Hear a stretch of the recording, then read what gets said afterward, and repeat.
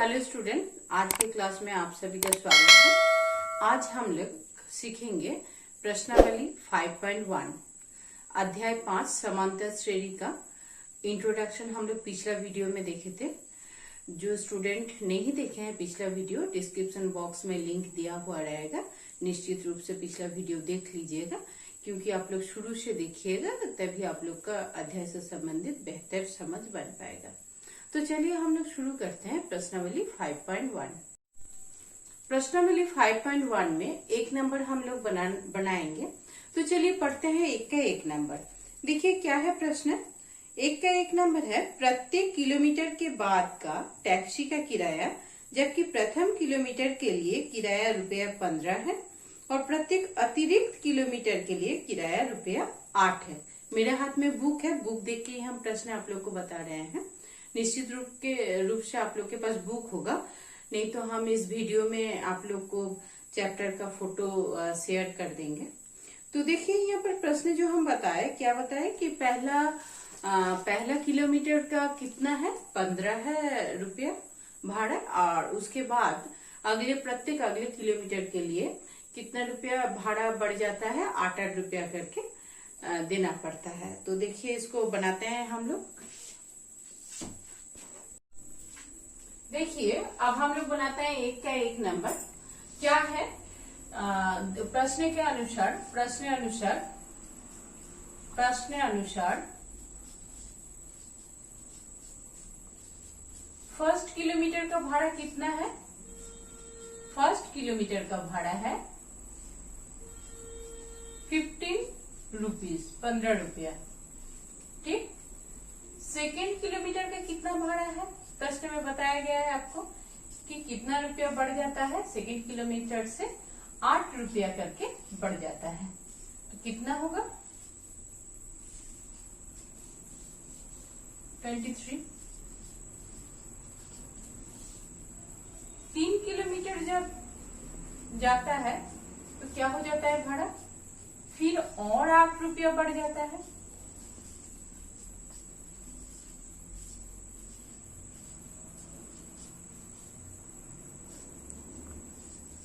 तो देखिए चौथा किलोमीटर जब जाता है फिर उसी तरह से 31 रुपीज, इसके साथ फिर और 8 रुपया, तो कितना हो जाता है 39 रुपीज। इस तरह से हम लोग आगे बढ़ेंगे तो प्रत्येक बार देखेंगे कि एक निश्चित संख्या जुड़ के ये सूची बन रहा है। तो सूची कैसा बन रहा है, यह सूची जो बनेगा, ये सूची आपका बनेगा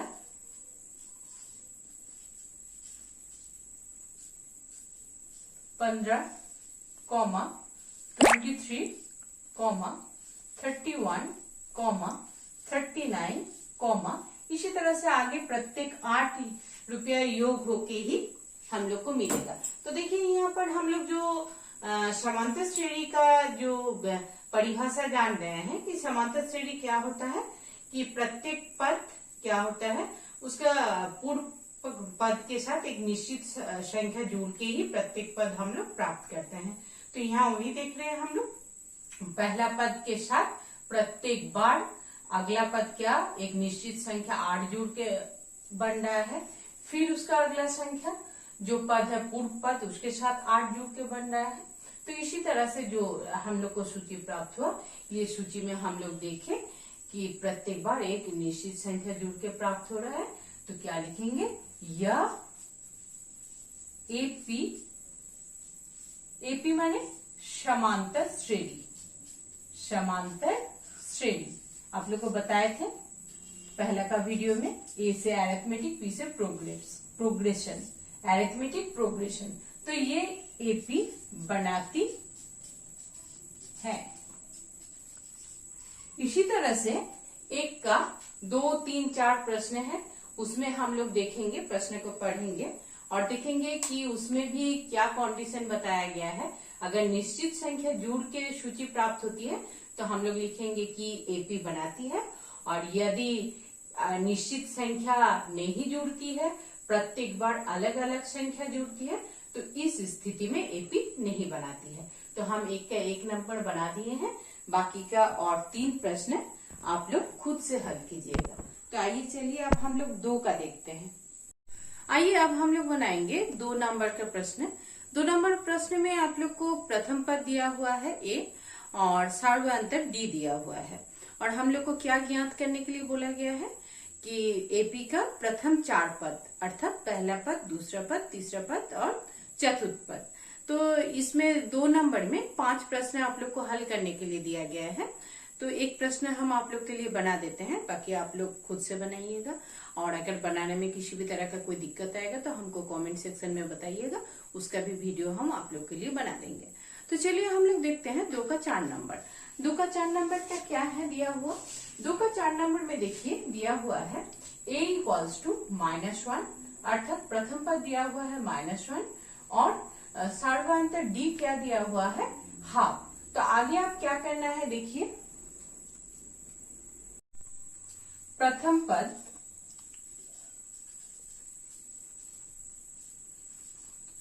पद है हम लोग का क्या, a इक्वल्स टू -1, ठीक।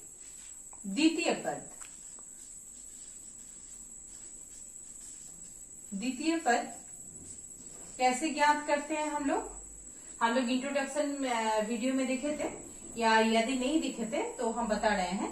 द्वितीय पद होता है प्रथम पद प्लस डी -1 प्लस हाफ। परिमेय संख्या का घटा कीजिए तो क्या मिलेगा, -हाफ। परिमेय संख्या का घटाने आप लोग जान रहे हैं, 2 होगा लॉसा और उसके बाद क्या करेंगे हम लोग, सिंपल सा सरल करेंगे, 1 के आगे माइनस है, यहाँ प्लस हाफ है, तो हम लोग को क्या मिलेगा -1/2। तृतीय पद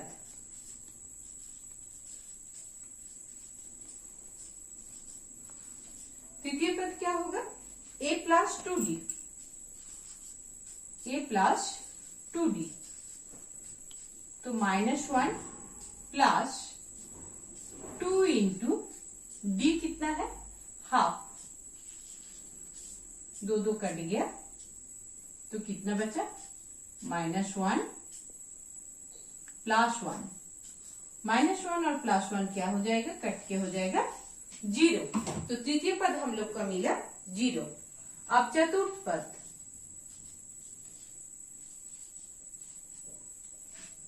पद क्या होगा,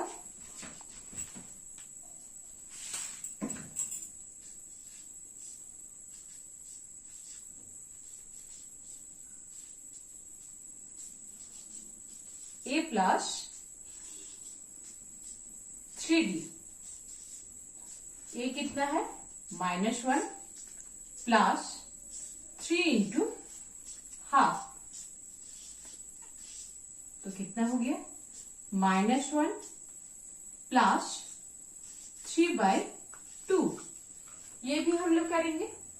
परिमेय संख्या का जोड़ घटा हम लोग जान रहे हैं, कितना हो जाएगा देखिए, 2 -2 प्लस 3, तो कितना मिला हम लोग को, हाफ। तो देखिए हम लोग को कैसे मिला 4 पद। प्रथम पद a तो दिया हुआ है -1। द्वितीय पद a प्लस डी कितना मिला, -हाफ। तृतीय पद a प्लस 2d कितना मिला, 0। और चतुर्थ पद कितना मिला, a प्लस 3d क्या मिला, हाफ। तो इसी तरह से हम लोग को जितना पद निकालने के लिए बोला जाएगा एपी का, उतना पद हम लोग निकाल सकते हैं। हाँ, हम लोग अभी 2 नंबर में क्या देखे, क्या दिया हुआ था। 2 नंबर में हम लोग का प्रथम पद दिया हुआ था ए और सार्वधातुक डी दिया हुआ था। हम लोग अगले 4 पद ज्ञात किए, अर्थात एक एपी का सूची बनाने का प्रयास किए और बनाए भी। अभी 3 नंबर में देखिए, जस्ट यहाँ पर 2 नंबर में जो बोला गया था उसका जस्ट उल्टा, और उल्टा अर्थात क्या बोला गया है, यहाँ पर आपको एपी बना हुआ दिया हुआ है और आपको यहाँ से क्या ज्ञात करना है, प्रथम पद और सार्वधातुक। इस तरह का क्वेश्चन आपका एग्जाम में रहता है, शॉर्ट क्वेश्चन में, 2 नंबर का क्वेश्चन में, इसीलिए इस सब को आप लोग बढ़िया से बना लीजिएगा। तो चलिए हम लोग बनाते हैं 3 का 3 नंबर। आइए अब प्रश्नों को हल करते हैं हम लोग। क्या है प्रश्न? दिया हुआ है एपी आपका दिया हुआ है -5, -1, -3, -7। ये एपी है। तो इसका प्रथम पद आपको ज्ञात करना है। प्रथम पद अर्थात पहला पद, जिसे हम लोग ए से डिनोट करते हैं। तो प्रथम पद हो गया यहाँ पर -5। आप क्या बोला है? सार्वअंतर, सार्वअंतर या सार्वअंतर भी बोल सकते हैं। डी कैसे ज्ञात करते हैं?